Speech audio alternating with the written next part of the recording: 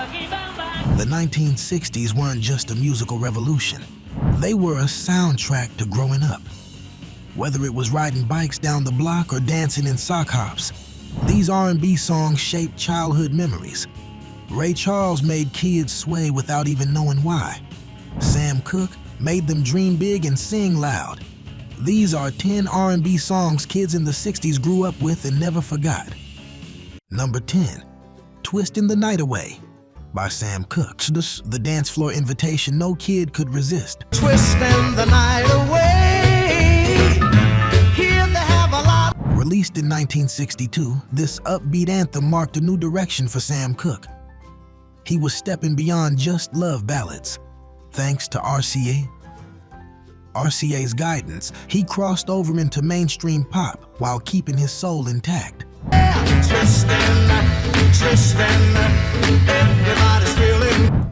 It was recorded in Hollywood, with Cooke's velvet voice gliding over punchy horns and tight grooves from the Wrecking Crew.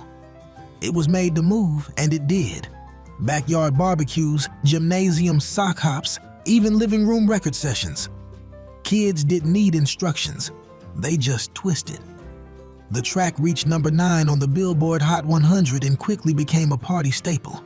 Twistin', there, twistin' the night. One more. It was joyous, fast, and unforgettable. Even kids who couldn't name the singer knew this song meant it was time to dance.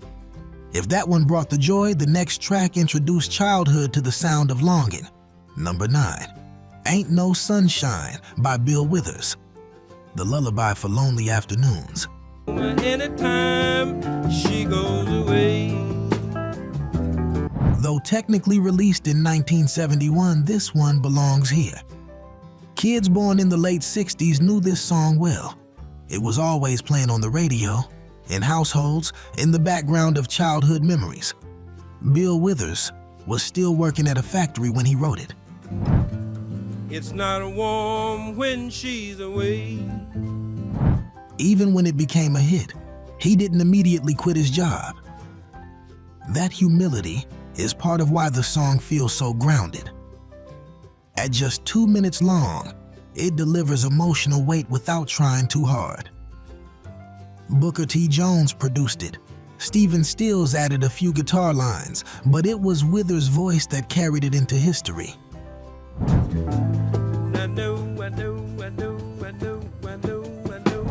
I know, wasn't filler. It was a loop of pain and truth. Kids felt it too, even if they didn't fully understand the loss it described. If that was Quiet Ache, the next one brought pure rhythm and swagger.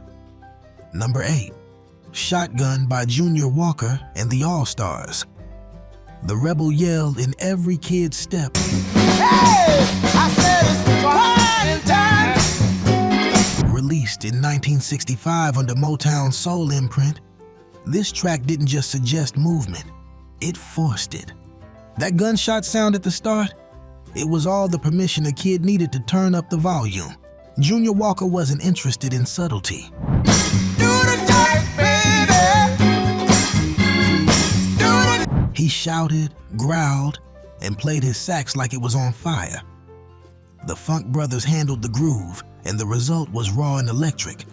For kids, this was basement music, garage music.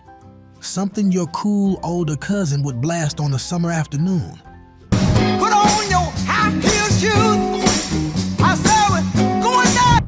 It climbed to number 1 on the R&B charts and hit the top 5 on the Hot 100. But numbers aside, it became a movement of its own. If that was bold and brash, the next one delivered patience with a pop beat. Number 7, You Can't Hurry Love by the Supremes. The truth every kid needed but didn't want to hear.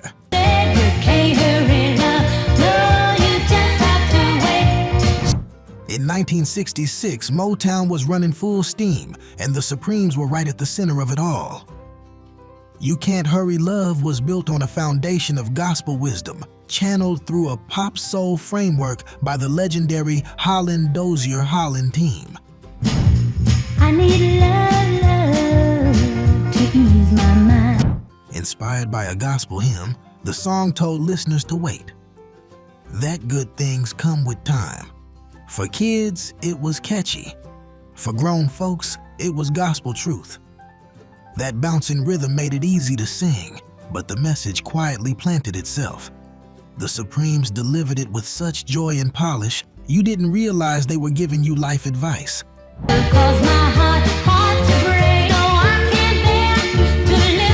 It hit number 1 on the Billboard Hot 100 and remains one of their most iconic songs.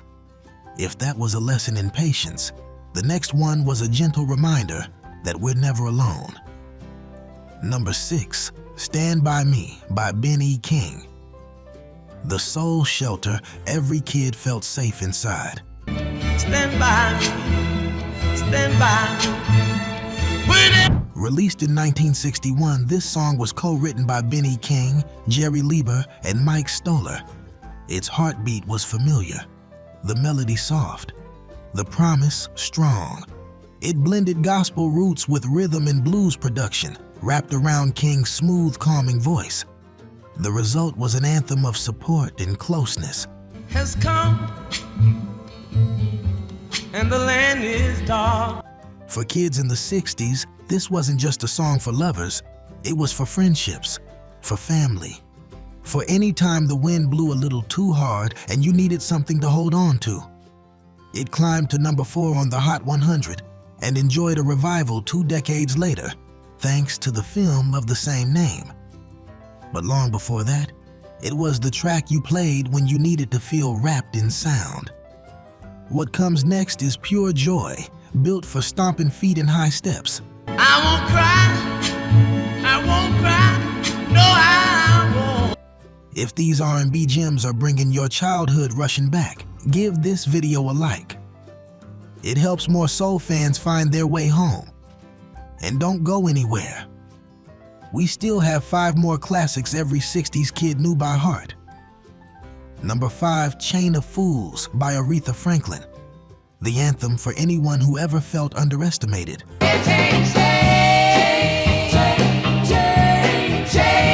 This hit arrived at the tail end of 1907 and stormed into 1968. Aretha was on fire, and Chain of Fools only fanned the flame. That tremolo guitar intro, played by Joe South, swept the stage.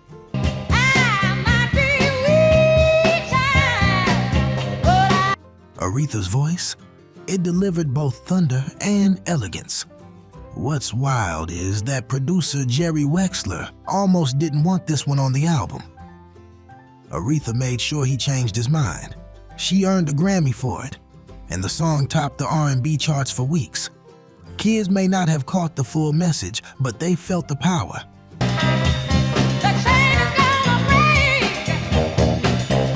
It made you sit up straighter, made little girls feel fierce, made boys respect the presence of soul. If that was power, the next one was pure sugar and charm. Number 4, My Girl by The Temptations. The love letter every kid wanted to sing.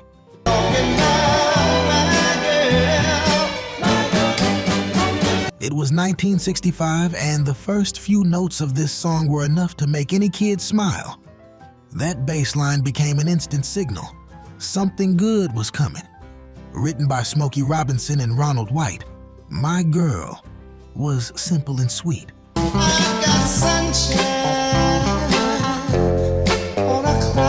It wasn't flashy or complicated. It was sincere, delivered with grace by David Ruffin and the rest of the Temptations. Kids didn't need to be in love to love this song. It was the soundtrack to childhood crushes, birthday parties, and slow dances in the school gym. It felt like the perfect song to sing when you had no words of your own. I've got so much honey. It became the Temptations' first number 1 on the Billboard Hot 100 and solidified their place as Motown royalty.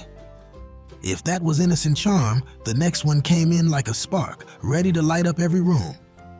Number 3, I Got You, I Feel Good by James Brown. The adrenaline shot that made kids jump.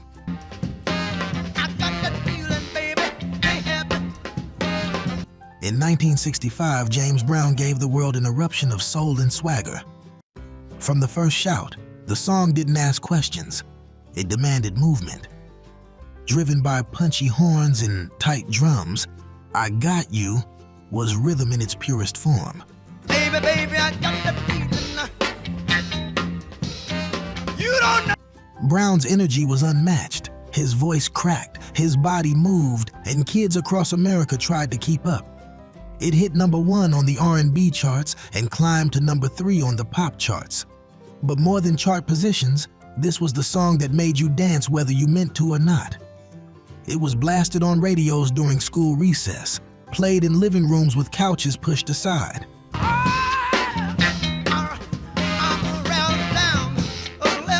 Every kid had that moment where they tried to match Brown's famous shuffle.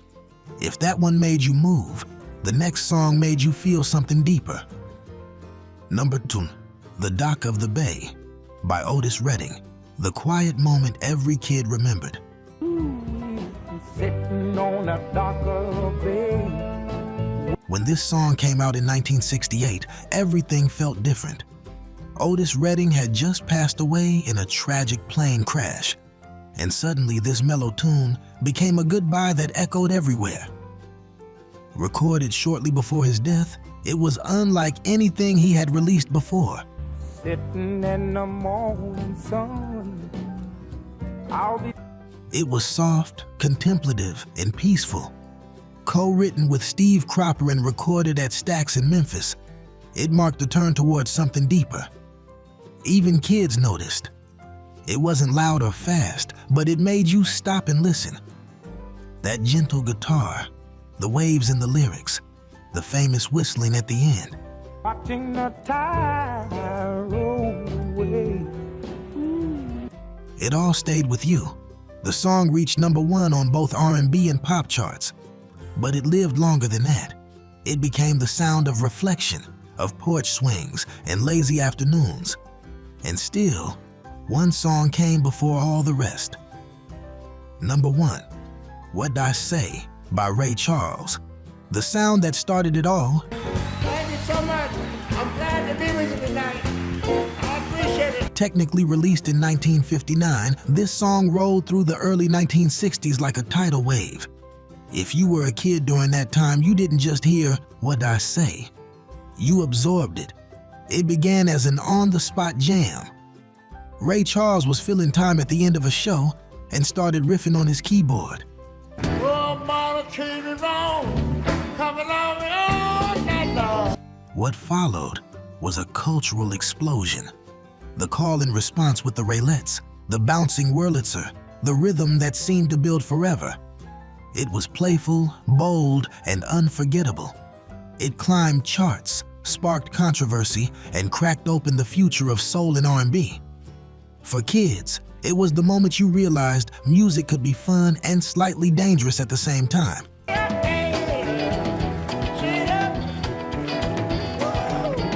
You didn't need to understand the words. You just needed to feel it. And that is why "What I Say" was the very heartbeat of a generation growing up on soul. From dance floor anthems to porch light ballads, these songs didn't just soundtrack the 1960s. They shaped how kids laughed, loved, and lived. Thanks for walking through the memories with us. Make sure to subscribe so you never miss another musical time capsule. And don't stop now. Click the end screen and join us for the next video. 10 soul singers who knew it was time to walk away. It's waiting for you, just one click away.